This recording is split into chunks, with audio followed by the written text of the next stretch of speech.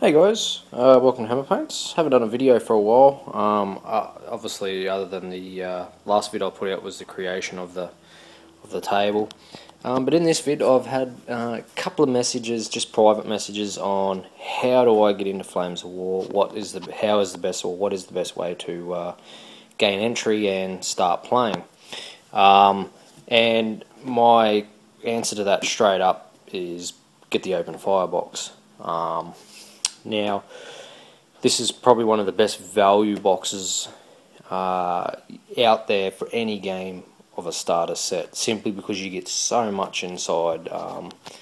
It really is great value, even if you're a beginner wanting to start or you want to expand your already existing army. This is a wonderful way to go. Now, in this box, you get a German force and British and American force.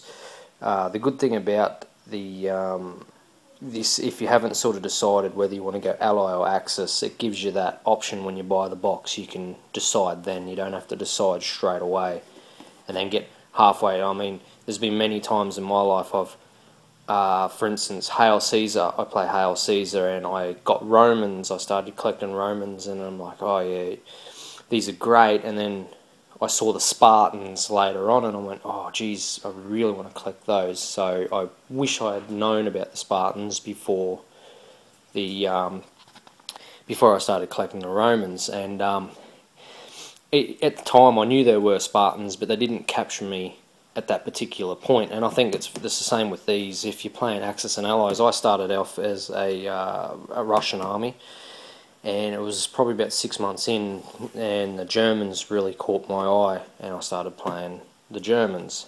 With this box, it allows you to have that flexibility of decide later, because you have the two forces. Now, it's clever. You got the German. I'll speak about the German in a minute. But the clever thing is, with the British and American forces within this box, you can either create an American force. So you'd probably have to get some extras to do that.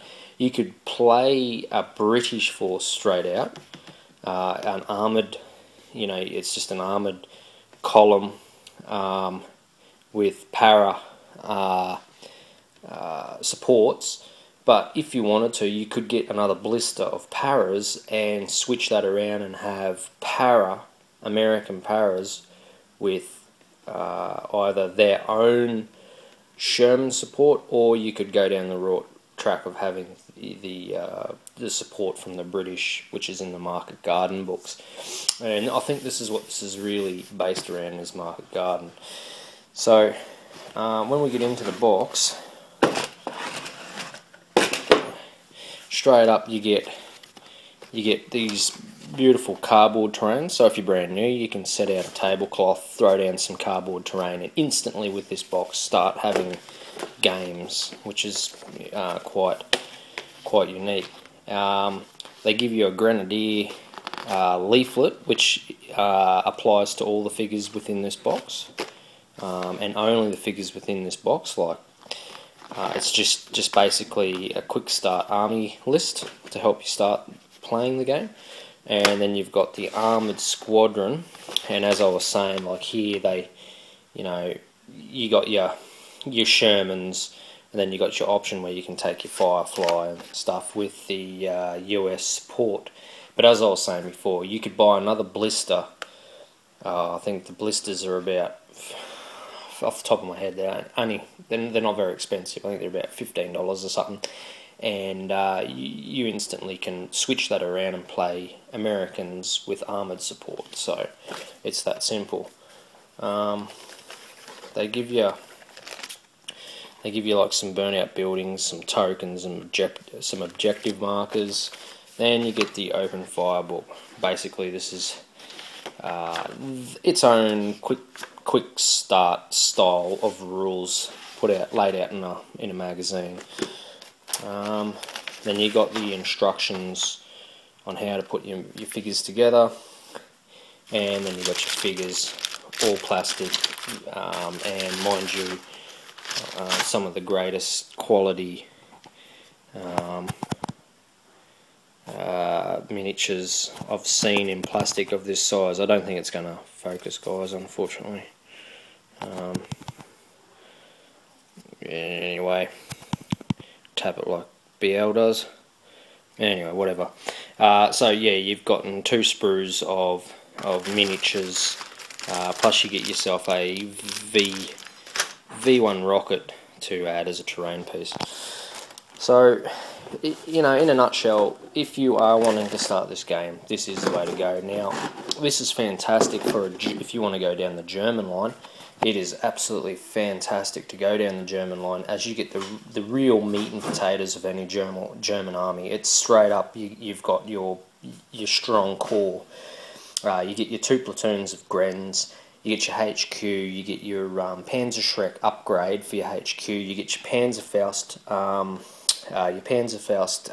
Upgrades in your platoons straight away. That's just a no-brainer whenever you play Germans.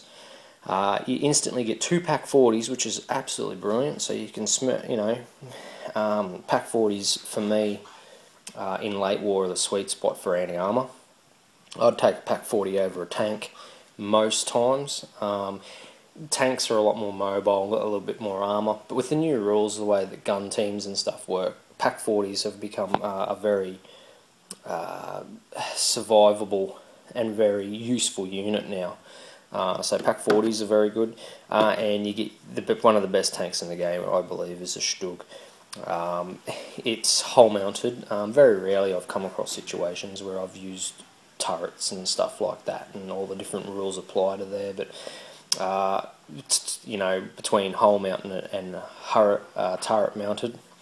But the Stug is just great. It's the sweet spot. You know, you got reasonable front armor. I think it's front armor 7, side armor's 3. Your side armor's pretty weak, but in most German tanks, I think, you know, you like your Panthers, front armor 10, side armor 5. Like, Panthers have been taken out by some of the smallest tanks, recce tanks even, if they're not played right. But you know, they got that 75mm gun, gives you a bit of punch. You know, so they're a fantastic tank. So straight up, that's about 800 points there, I think.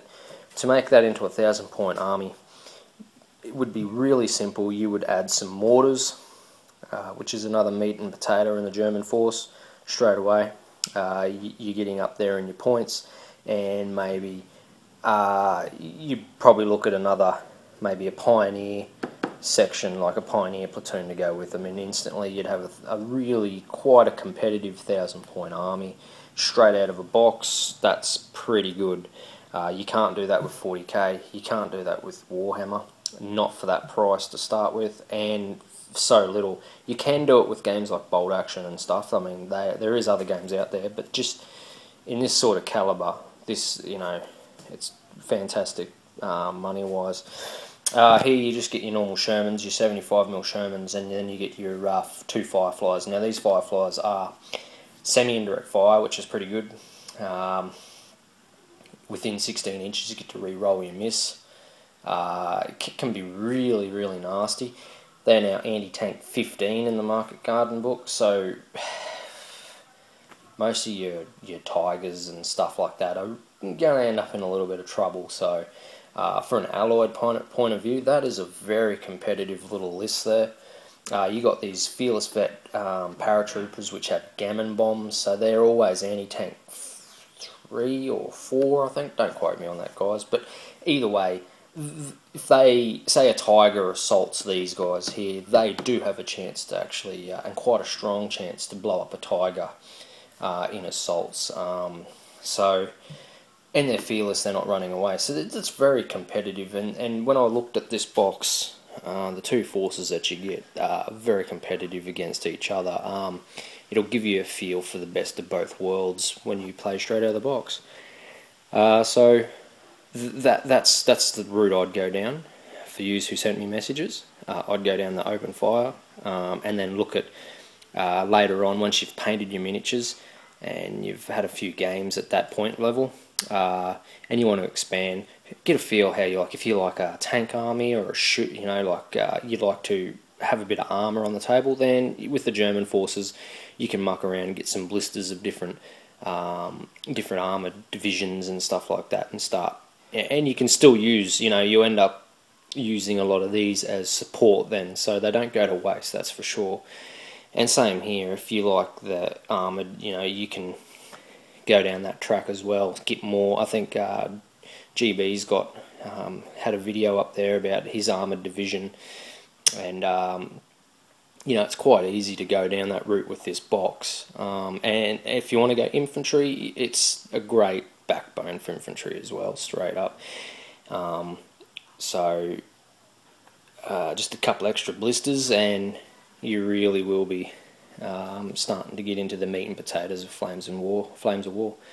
Going to start putting a lot of these together, and I'm just going to muck around and paint up a few and show you a few like GB did with his open fire.